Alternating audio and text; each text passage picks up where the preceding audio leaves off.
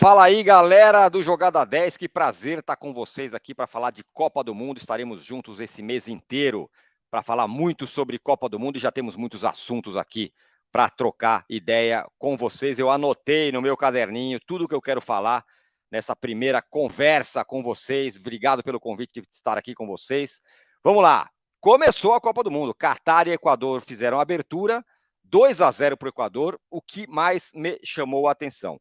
Eu acho que é a anfitriã mais fraca de muitas que eu vi, desde que eu consigo acompanhar a Copa do Mundo. Mas acho que é talvez a mais fraca. Eu ia falar da África do Sul, em 2010, que também foi eliminada na primeira fase.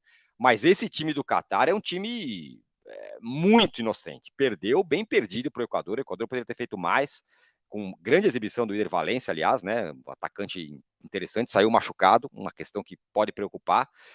Mas ganhou e o Equador e o Catar mal incomodou, né? Isso que me chamou a atenção para um time que se preparou, importou jogadores, criou centro de treinamento, está há 5 anos treinando, se preparando para essa Copa do Mundo, mas foi uma primeira impressão muito ruim.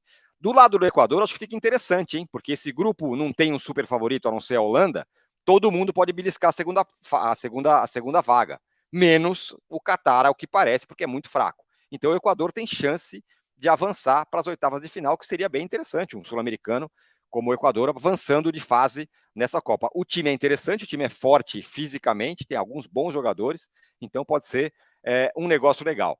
Falar um pouquinho da abertura da Copa do Mundo também, foi uma festa incrível, super tecnológica, muito bonita realmente. Não entendi, olha, foi um pouco constrangedor para mim ver o Morgan Freeman emprestando a sua imagem para falar sobre igualdade, sobre união dos povos, sobre não sei o quê, num país que, vamos combinar, todos nós sabemos das questões todas envolvendo preconceito, envolvendo não igualdade entre pessoas e mulheres e tal, e o Morgan Freeman falar lá sobre tudo isso no país onde está sendo a Copa do Mundo, que é um país realmente muito controverso do ponto de vista político. Então, achei estranho. Mas a festa, sim, foi muito legal. O jogo de abertura, eu achei o primeiro tempo até bom, mas nem o segundo tempo mais fraco. Acho que o Equador tirou um pouco o pé no segundo tempo, poderia ter feito mais saldo. Mas foi uma estreia interessante e uma abertura realmente muito bonita, em que, tirando fora a questão do conteúdo ali, das questões de igualdades, que a gente já falou muito nessa Copa do Mundo e vai falar muito mais. Outra coisa importante do dia, Benzema fora da Copa. Olha, o que está acontecendo com a França também não tem paralelo em muitas Copas do Mundo aí. Um time que é o atual campeão, que chega como um dos favoritos, perder tantos jogadores. Pogba, Benzema, Kanté e mais 2 reservas que também não. Reservas imediatas, que poderiam ser titulares, que também não estarão na Copa do Mundo na França. Perder jogadores dessa categoria, Pogba e Benzema, só desses dois que eram titulares absolutos, é uma cacetada muito forte, mesmo para um elenco muito forte como é o elenco da França. Eu acho que isso vai minar demais as possibilidades da França nessa Copa do Mundo. É bom a gente ficar de olho, mas fazendo um paralelo, pensa o Benzema fora da Copa para a França, é mais ou menos como, sei lá, um jogador muito importante da seleção brasileira fora, o Richarlison, fora da seleção, o Antony, algum jogador que seja muito importante para a seleção brasileira. O Pogba fora é o Casemiro fora da seleção brasileira. Então, a cacetada é muito forte. Acho que vai ser muito difícil para o time da França reagir com tantos desfalques importantes. E o Kanté, né? Você tem falado do Kanté, jogador monstruoso, muito importante, outro volante muito forte, que também está fora da Copa. Então, eu acho que o baque vai ser muito grande para a seleção francesa, para ele conseguir fazer valer o seu status de favorito nessa Copa do Mundo.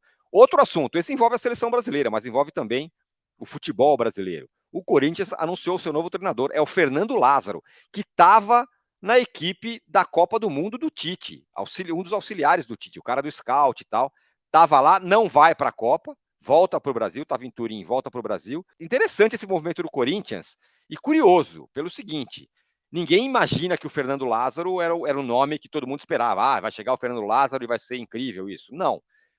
Me dá a sensação de uma cama ajeitada para uma possível volta do Tite depois da Copa do Mundo, depois de um período de descanso. Fica lá o Fernando Lázaro, que é um cara de confiança dele, para possível volta do Tite. Claro que isso é incerto, por quê? Não se sabe qual vai ser o desempenho do Brasil na Copa do Mundo. Vai que o Tite é campeão da Copa do Mundo. Talvez o mercado dele se amplie para outros lugares, para a Europa, talvez. E aí talvez ele não tenha interesse em voltar. Mas pode ser que ele não vá tão bem, pare no meio do caminho, e aí o caminho para o Corinthians seria natural, embora o Tite já tenha falado que depois da Copa do Mundo, além de sair da seleção, ele vai querer um período de descanso. Essa chegada do Fernando Lázaro ao Corinthians coloca um ponto de interrogação nisso. O que seria? Será que o período de descanso não seria exatamente um período para o Fernando Lázaro ficar lá e depois o Tite assumir? Depois dos estaduais, por exemplo? Tudo especulação. Mas esse movimento do Corinthians chamando o Fernando Lázaro dá uma bagunçada geral. Até no destino do Tite depois da Copa e de outros treinadores, né? Vamos pensar. Talvez alguns treinadores não fiquem por aí, onde estão agora. Talvez o Dorival Júnior vá para a seleção e o Flamengo fique sem técnico. Talvez o Abel Ferreira seja convidado. Talvez o Diniz seja convidado para a seleção brasileira depois da Copa. Então, esse movimento Fernando Lázaro para o Corinthians, ele dá uma embaralhada no futebol brasileiro e também na Copa do Mundo. Última coisa. Primeiro gol da Copa teve VAR, rapaziada. Para quem gosta de VAR, um prato cheio. Eu que tenho algumas ressalvas com o VAR, achei que demorou demais para resolver ali a questão do gol, do primeiro gol do Equador, que acabou anulado. Depois, corretamente, mostraram lá, coisa tecnológica, estava realmente impedido o jogador. Mas demorou muito. Eu acho que nesse aspecto precisa melhorar muito, muito, muito o VAR. Hoje ficamos por aqui, mas fiquem ligados que eu vou estar direto com vocês aí, pessoal do Jogada 10, na Copa do Mundo. Falou? Valeu! Tchau!